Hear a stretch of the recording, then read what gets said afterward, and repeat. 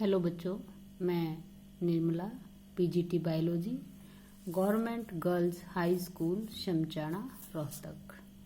आज का हमारा जो पाठ है वो कक्षा 10वीं के लिए पाठ नंबर 9 आनुवांशिकता एवं जैव विकास। तो आज हम इस विषय के बारे में करेंगे, आनुवांशिकता क्या है और जैव विकास क्या है। तो चलिए बच्चों, हम करते हैं शुरू। जनन प्रक्रम के द्वारा सबसे पहले हमें आनुवांशिकता का जो मतलब है उसके बारे में हम जानेंगे। क्या है आनुवांशिकता? जनन प्रक्रम के द्वारा प्रत्येक जीव अपने जैसी संतान उत्पन्न करता है और इस प्रक्रम द्वारा ही माता पिता, यानी माता पिता के लिए हम एक इकट्ठा वर्ड बोलेंगे तो क्या बोलेंगे? पैतृकों, यानी माता पिता से गुणों का स्थानांतरण उसकी संतान में हो जाता है। इसी को आनुवांशिकता कहते हैं। इसको हम बिल्कुल छोटी लाइन में ये भी कह सकते हैं, गुणों का एक पीढ़ी से दूसरी पीढ़ी में स्थानांतरण आनुवांशिकता कहलाता है। अगर आपको बिल्कुल क्लियर करना है तो हम क्या कहेंगे? जनन द्वारा सभी जीव अपने जैसी संतान उत्पन्न करते हैं। अपने जैसी का मतलब, इसका मतलब जो जैसे पेरेंट्स हैं, जैसे माता पिता हैं, वैसे ही क्या दिखता है? उनके बच्चे दिखते हैं। यानी माता पिता में जो गुण होते हैं वही उनकी संतान में होते हैं। गुणों का एक पीढ़ी से दूसरी पीढ़ी में जाना, स्थानांतरण क्या कहलाता है? आनुवांशिकता। तो मैं समझती हूँ ये आपको बिल्कुल क्लियर हो गया होगा। तो आगे अगला वर्ड है वो क्या है? जैव विकास। जैव विकास किसे कहते हैं? हम देखते हैं बेटा कि जीवों में जनन के दौरान पीढ़ी दर पीढ़ी, यानी एक पीढ़ी से अगली पीढ़ी, अगली पीढ़ी से उससे अगली, उससे अगली से उससे अगली, पीढ़ी दर पीढ़ी कुछ ऐसी भिन्नताएं उत्पन्न हो जाती हैं जो जीव के लिए लाभदायक सिद्ध होती हैं। और धीरे धीरे इस तरह की जो भिन्नताएं हैं वो बहुत सारी इकट्ठी हो जाती हैं। एक एक पीढ़ी में, अगली पीढ़ी में कुछ भिन्नता आई, अगली पीढ़ी में कुछ भिन्नता आई।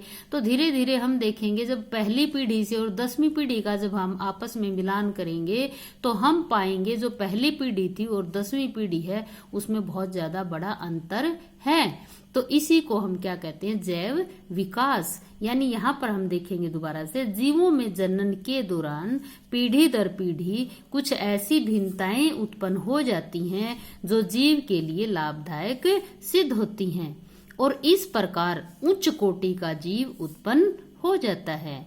ऐसा जीव जिसमें उत्पादन ज्यादा प्राप्त हो तथा रोग प्रतिरोधक क्षमता भी उसके अंदर ज्यादा हो, उसी को ही हम उच्च कोटि का जीव कहेंगे। आपने देखा होगा कि जो जीव पहली पीढ़ी में था और दूसरी पीढ़ी में है उसमें बहुत ज्यादा अंतर है। कैसा अंतर है? सुधारात्मक अंतर है, लाभदायक अंतर है। जैसे आप देखेंगे कि हम जैव विकास किसको कहेंगे? एक हम छोटा सा एग्जाम्पल लेते हैं। जैसे हम कहते हैं कि मानव जो जीव है, मानव जाति है, वो कहाँ से उत्पन्न हुई है? बंदर से।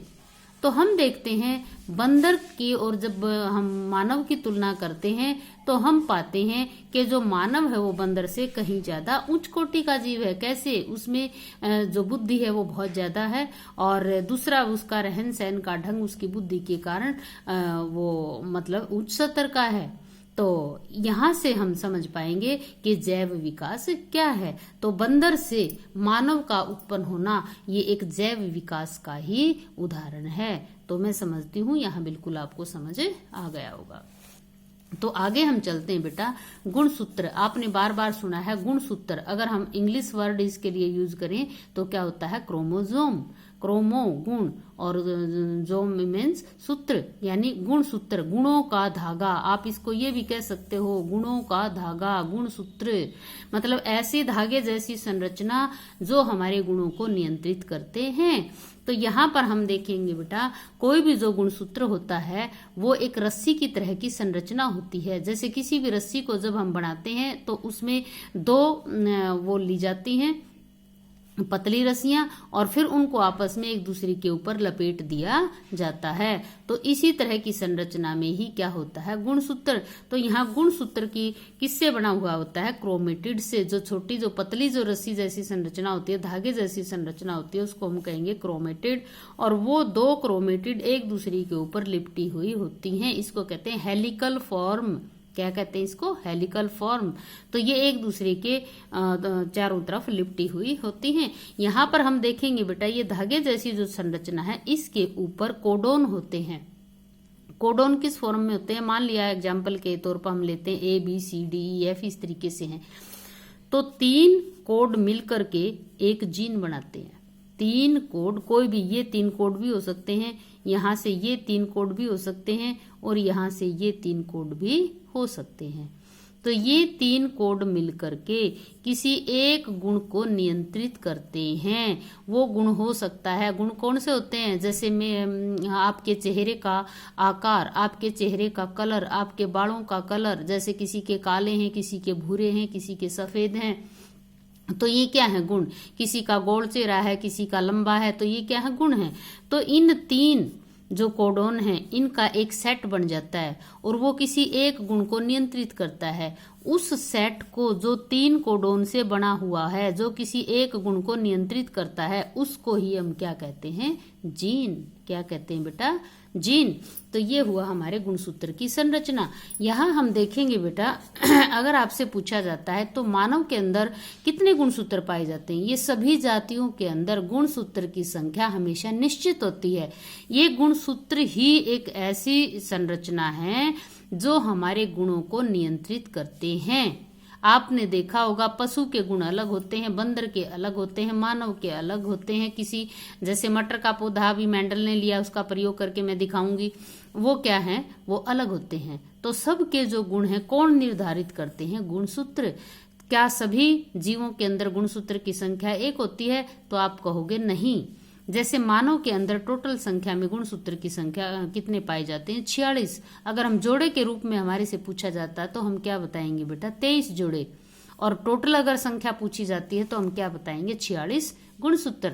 तो ये हमने क्या पढ़ा, गुणसूत्र की संरचना क्या होती है। जो गुणसूत्र हैं वो किस से बने हुए होते हैं, जैसे पदार्थ कौन सा है उनको बनाने वाला। यहाँ पर हम देखेंगे गुणसूत्र DNA, डीऑक्सीराइबोन्यूक्लिक अम्ल, डीऑक्सीराइबोन्यूक्लिक अम्ल, DNA नामक पदार्थ से बने धागे जैसी संरचना जो गुणों को नियंत्रित करता है, उसे क्या कहते हैं बेटा, गुणसूत्र। ये बहुत जरूरी क्वेश्चन है, इंपॉर्टेंट क्वेश्चन है, आपको आगे भी ये आएगा, तो इसलिए इसको ध्यान से समझें। तो गुणसूत्र, गुणों को नियंत्रित करने वाली सूत्र जैसी संरचना किससे बनी है, DNA से। ये आता है बेटा क्वेश्चन में। टोटल नंबर कितने गुणसूत्र के मानव के अंदर, 46। जोड़े कितने हैं, 23।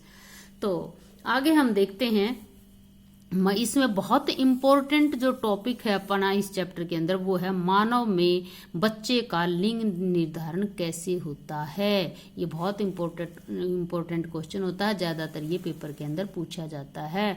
तो यहाँ पर एक बात को ध्यान दें सभी बच्चे, मानव जब अपनी संतान उत्पन्न करते हैं तो वो जनन कोशिकाएं उत्पन्न करते हैं। आपने जैव जनन कैसे करते हैं उस चैप्टर में पढ़ा होगा, शुक्राणु, और क्या पढ़ा होगा आपने, अंडाणु। तो नर जनन कोशिका क्या है, शुक्राणु। मादा जनन कोशिका क्या है, अंडाणु। नर यानी पुरुष और मादा यानी स्त्री। यहाँ पर मैंने ऊपर गुणसूत्र क्यों पढ़ाया था, क्योंकि अब हम यहाँ गुणसूत्र के बारे में ही पढ़ेंगे। तो जो शुक्राणु होता है वो क्या होता है, नर जनन कोशिका होती है। इसे लिंग गुणसूत्र भी कहते हैं इनको, XY। मानव के अंदर यानी नर मानव के अंदर, जो मानव नर है उसके अंदर गुणसूत्र कौन से होते हैं, XY। इनको लिंग गुणसूत्र भी कहेंगे। मादा के अंदर क्या होता है, XX, यानी अंडाणु किस रूप में पाया जाता है, XX गुणसूत्र होते हैं 2। इसी तरह शुक्राणु में क्या होते हैं, XY गुणसूत्र होते हैं। इन्हीं को XY को और XX को हम क्या कहते हैं, लिंग गुणसूत्र। अभी हमने ऊपर पढ़ा था 23 जोड़े गुणसूत्र होते हैं मानव के अंदर। तो 23 जोड़े, 22 जोड़े तो नर और मादा दोनों में एक जैसे होते हैं, XX होते हैं। लेकिन 23वां जोड़ा जिसको हम लिंग गुणसूत्र कहते हैं वो मादा में होते हैं XX और नर में होते हैं XY। अब ये लिंग निर्धारण कैसे करेंगे, यहाँ बिल्कुल ध्यान देने की जरूरत है बेटा। ये क्या है, शुक्राणु, और ये क्या है, अंडाणु। हमेशा अंडाणु बड़ा होता है और शुक्राणु छोटे होते हैं। शुक्राणु को जो होते हैं उनको पूंछ जैसी संरचना होती है, क्योंकि उनको नर से मादा में गति करनी होती है। और अंडाणु बड़ा क्यों होता है, क्योंकि जब शुक्राणु और अंडाणु आपस में मिल करके ये क्या होते हैं, युग्मक, और इनसे मिलकर के क्या बनता है, युग्मनज। युग्मनज के बाद क्या बनता है, भ्रूण, और भ्रूण से क्या बनता है, पूर्ण विकसित बच्चा। तो यहाँ पर जो अंडाणु होता है वो बड़ा होता है, क्योंकि विकसित जब युग्मनज बन रहा होता है, विकसित होता है वो भ्रूण के अंदर, तो उस समय भोजन की आवश्यकता होती है। तो वहां से भोजन कौन देता है, अंडाणु से भोजन प्राप्त किया जाता है। यहाँ पर आगे अब हम क्या देखेंगे, अब हमारे टॉपिक के ऊपर आ जाओ। नर युग्मक यानी नर जनन कोशिकाएं कितने होंगी, 2 एक्स 1 वाई। इसके हम नर की देखेंगे तो एक्स और वाई, एक एक युग्मक के अंदर एक गुणसूत्र ही जाएगा। इसी तरीके से मादा के अंदर हम देखेंगे एक युग्मक दूसरा युग्मक। तो मादा के अंदर दोनों एक्स एक्स होते हैं, तो दोनों युग्मक के अंदर एक्स और एक्स। लेकिन नर के अंदर क्या है, एक एक्स और एक वाई। जब एक नर और एक मादा आपस में मिलते हैं और बच्चा उत्पन्न करते हैं तो ये दोनों कोशिकाएं मिलती हैं। अब यहाँ पर चांस की बात है, अगर नर से एक्स आता है और मादा के तो है ही एक्स, तो एक्स और एक्स का मिलान हुआ। तो यहाँ पर एक्स और एक्स किसका संकेत करता है, मादा का। तो ये क्या पैदा होगी, लड़की। अगर हमारे नर का वाई गुणसूत्र मादा के एक्स गुणसूत्र के साथ मिलता है तो ये एक्स वाई क्या प्रदर्शित कर, क्या दर्शाता है, नर। तो क्या पैदा होएगा, लड़का।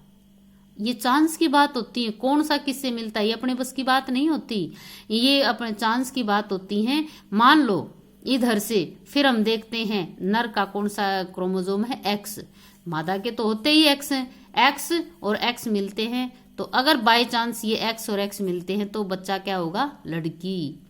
और अगर नर का वाई और मादा का एक्स मिलते हैं तो क्या होगा, एक्स वाई में लड़का पैदा होगा। तो इस प्रकार से ये चांस देख कर के नर का कौन सा गुणसूत्र मिला है और वाई इसका मादा का कौन सा मिला है, आपस में किस किस ने आपस में जोड़ा बनाया है, कौन कौन से मिले हैं, तो इससे निर्धारित होगा। अगर गुणसूत्र एक्स एक्स है तो लड़की है, अगर एक्स वाई है तो लड़का है। तो इसी तरीके से हम क्या बता सकते हैं, बच्चे का जो उत्पन्न बच्चा पैदा होना है उसका हम लिंग निर्धारण कर सकते हैं। तो इस प्रकार से हमने ये देखा कि किसी भी मानव के अंदर बच्चे का लिंग निर्धारण कैसे किया जाता है। इसको मैं आपको एक एक्टिविटी के द्वारा भी समझाऊंगी। जैसे मेरे पास ये हमने लिए मानव में लिंग निर्धारण के बारे में हम जिक्र करेंगे। तो मैंने यहाँ पर क्या लिया है, जैसे मादा है, ये मादा एक जो हमारा गुणसूत्र है एक ये है और दूसरा गुणसूत्र ये है, और ये नर गुणसूत्र हमने लिया है और ये भी हमारा नर गुणसूत्र है। तो ये एक्स एक्स है और ये क्या है, एक्स, और ये क्या है, वाई। जब हम इसको और इसको मिला देते हैं, चांस की बात है, तो क्या उत्पन्न होती है, लड़की। और फिर हम क्या करते हैं, इसको और इसको मिला देते हैं तो क्या पैदा होती है बेटा, लड़का। ये एक्स है और ये वाई है। तो ये हमारी कौन सी गुणसूत्र हैं, कोशिकाएं हैं, मादा नर हैं, और ये ग्रीन कलर की हमारी क्या है, मादा, और ये वाई कलर की कौन सी है, नर की। अब इसमें भी एक्स है और इसमें भी एक्स है, अगर ये इकट्ठे होंगे तो क्या उत्पन्न होगी, लड़की। इसको और इसको इकट्ठा कर दिया जाए तो क्या उत्पन्न होगा, लड़का, क्योंकि ये क्या है, वाई। वाई और एक्स जब मिलते हैं तो लड़का बनता है, और एक्स एक्स मिलते हैं तो लड़की बनती है। हम इस तरीके से एक्टिविटी के द्वारा भी कर सकते हैं। ग्रीन कलर की क्या है, मादा जनन कोशिकाएं, ब्राउन कलर की क्या है, नर जनन कोशिकाएं। तो इस तरीके से हम क्या कर सकते हैं, मानव में लिंग निर्धारण कर सकते हैं। तो आगे बेटा हमने इस चैप्टर के अंदर एक बात और नहीं देखी है, बहुत अलग सी, कि मेंडल नाम के एक वैज्ञानिक हुए हैं जिन्होंने सभी जीवों के अंदर जो ये गुण पाए जाते हैं इनके बारे में अध्ययन किया था।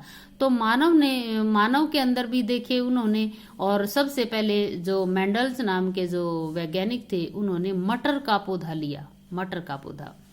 तो मटर के पौधे में उन्होंने क्या पाया, कुछ गुणों को हम कहते हैं प्रभावी गुण और कुछ को कहते हैं हम अप्रभावी गुण, लक्षण भी कह सकते हैं, लक्षण मतलब गुण। और ये किसने दिए थे प्रयोग, मेंडल ने किए थे। किसके ऊपर किए थे, मटर के पौधे के ऊपर ये किए थे। किसके ऊपर किए थे बेटा, मटर के पौधे पर उन्होंने ये प्रयोग करके देखा था। क्या बताया था उन्होंने कि कैसे हम किसी गुण लक्षण को प्रभावी कहेंगे और कब हम किसी लक्षण को अप्रभावी कहेंगे। तो हम यहाँ पर देखते हैं, जैसे ये है युग्मक टी और टी, लंबा पौधा, इसके जैसे किसी भी कोई भी लैंगिक जनन होगा वहां पर जो युग्मक होंगे वो 2 होंगे। जैसे ये टी और टी और ये स्मॉल टी और स्मॉल टी, यहाँ पर एक नर ले लिया गया है, एक मादा। नर कैसा है, लंबा, जिसके गुण लंबे, जिसको लंबा पाया जाता है जो। और जो हमने मादा ली है वो कैसी ली है, बोना, बोने वाली ली है, जिसका कद छोटा है। तो बेटा यहाँ पर हम देखेंगे कि जब लैंगिक जनन होता है तो 2 युग्मक बनते हैं, इसी तरह ऊपर दिखाए थे ना। लेकिन यहाँ पर हम क्या कर रहे हैं, गुणों का अध्ययन कर रहे हैं।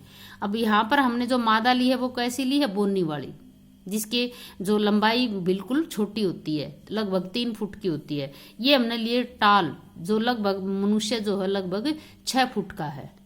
तो जब ये बच्चा पैदा करेंगे तो क्या होगा, तो हमने यहाँ पर क्या लिया, मटर का पौधा लिया है। तो एक मटर का पौधा हमने वो लिया है जो लंबे वाला है, दूसरा मटर का पौधा लिया है हमने जिसकी लंबाई बहुत कम है, छोटा है, उसको हम क्या कहेंगे, बोना, और हम लंबा कहेंगे।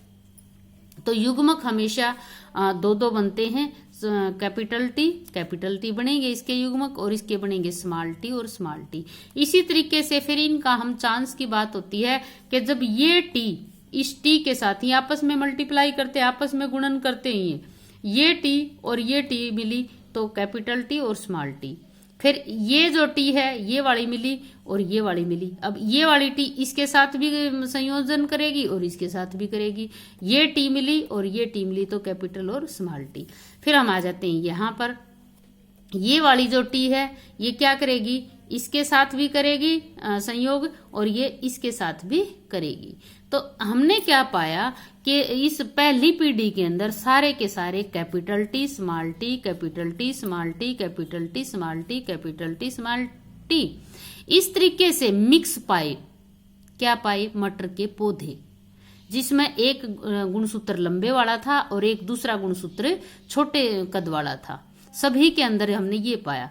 तो हमने क्या पाया, इस पीढ़ी 1 के अंदर सारे के सारे मटर के पौधे कैसे पाए, लंबे पाए। इसका मतलब क्या हुआ, सारे लंबे तो नहीं थे, तो हमने छोटा भी लिया था यहाँ पर, लेकिन सारे के सारे लंबे रहे। क्यों, क्योंकि यहाँ पर कैपिटल टी प्रभावी है, स्मॉल टी अप्रभावी है। तो इसलिए सारे के सारे पौधे हमें लंबे दिखाई दिए, लंबे पैदा हुए। क्यों हुए, क्योंकि जो कैपिटल टी वाला यानी जो लंबे पौधे वाला गुण था वो प्रभावी रहा और बोने पौधे वाला गुण है वो अप्रभावी रहा। आगे फिर दूसरी पीढ़ी में हमने क्या देखा, ये जो युग्मक हैं इनको आपस में क्रॉस करवाया, इस युग्मक को और ये जो दूसरी पीढ़ी, जो पहली पीढ़ी में उत्पन्न हुए थे ना पौधे, उनके युग्मक हमने लिए। फिर तो इनमें तो थे कैपिटल टी कैपिटल, लेकिन यहाँ क्या, कैपिटल और स्मॉल, कैपिटल और स्मॉल। जब इनका आपस में संकरण करवाया तो इस टी का करवाया तो क्या आया, स्मॉल टी। इस टी ये टी ली तो कैपिटल टी और कैपिटल टी। फिर हमने ये वाली टी ली और ये वाली ली, स्मॉल वाली ली। फिर इसी तरीके से हमने ये कैपिटल वाली टी ली, ये स्मॉल वाली ली, और फिर ये स्मॉल वाली ली और ये स्मॉल वाली ली। तो यहाँ पर क्या पाया गया, यहाँ पर तो दोनों टी कैपिटल हैं, यहाँ पर एक टी कैपिटल है एक स्मॉल टी है, यहाँ पर एक टी कैपिटल है एक स्मॉल है, यहाँ पर दोनों ही स्मॉल हैं। तो यहाँ पर हमने जो दूसरी पीढ़ी थी उसमें क्या पाया बेटा, 3 पौधे तो लंबे पाए और 1 पौधा बोना पाया। यहाँ पर क्या था, इसका मतलब ये था बोना पौधे वाला गुण तो था लेकिन वो अपने आप को दिखा नहीं पाया, वो अप्रभावी रहा। दूसरी पीढ़ी में हमने क्या देखा, एक तो 3 पूरे लंबे और 1 पाया बोना। इसका मतलब क्या होता है कि लक्षण एक दूसरे से दबते नहीं हैं, वो कुछ समय के लिए अप्रभावी हो जाते हैं। तो यहाँ पर मेंडल ने क्या समझाया कि कुछ गुण प्रभावी होते हैं, कुछ अप्रभावी। जो अपने आप को दिखा देते हैं वो प्रभावी, जो अपने आप को नहीं दिखा पाते वो अप्रभावी। दूसरी एक और बात बताई है कि कभी भी दो गुण आपस में एक दूसरे से दबते नहीं हैं। हो सकता है वो एक पीढ़ी में दिखाई नहीं दिए तो वो दूसरी पीढ़ी में दिखाई दे जाते हैं। तो यहाँ पर इस प्रकार से पहली पीढ़ी में हमने क्या देखा, प्रभावी और अप्रभावी। दूसरी पीढ़ी में हमने क्या देखा कि मिक्स नहीं होते। अगर मिक्स होते तो यहाँ बोना पौधा नहीं होना चाहिए था, मिक्स हो चुके थे। तो यहाँ पर हमने दो बातें पढ़ी हैं। नंबर एक तो प्रभावी होता है, जैसे टी यहाँ प्रभावी रहा है। अप्रभावी जैसे स्मॉल टी अप्रभावी रहा है। दूसरी जो क्रॉस है इसने क्या दिखा दिया कि कभी भी दो गुण आपस में मिक्स नहीं होते, दब जाते हैं लेकिन मिक्स नहीं होते। जैसे अब मिक्स नहीं हुआ, अब स्मॉल टी वाला जो है बोना पौधा भी दिखाई दिया और कैपिटल वाला भी दिखाई दिया। तो यहाँ पर जब हम रेशो लिखते हैं तो 3 लंबे और एक छोटा, तो 3:1 यानी 3 लंबे और एक बोना। तो इस तरीके से मेंडल ने बेटा गुणों का अध्ययन किया और यहाँ एक गुण लिया है हमने, लंबाई ली है। इसी तरीके से हम दो गुणों वाला जो पौधा है उसके किसी भी एक पौधे के हम दो गुण भी एक साथ में अध्ययन कर सकते हैं। यहाँ तो हमने किसी पौधे का एक गुण ही अध्ययन किया है, इसी प्रकार से हम दो गुण भी एक साथ अध्ययन कर सकते हैं। तो यहाँ पर बेटा हमने पढ़ा आनुवांशिकता एवं जैव विकास, कैसे लिंग निर्धारण करते हैं, और मेंडल ने कैसे कैसे गुणों के बारे में अध्ययन किया है, क्या प्रभावी है अप्रभावी है, ये सब हमने जाना। मैं समझती हूँ आपको ये समझ आया होगा। फिर भी अगर कुछ समझ नहीं आया हो तो दोबारा से आप इसको समझ सकते हैं। इसी आशा के साथ कि सभी बच्चों को समझ में आया है, मैं लेती हूँ विदा। फिर मिलेंगे अगली वीडियो में।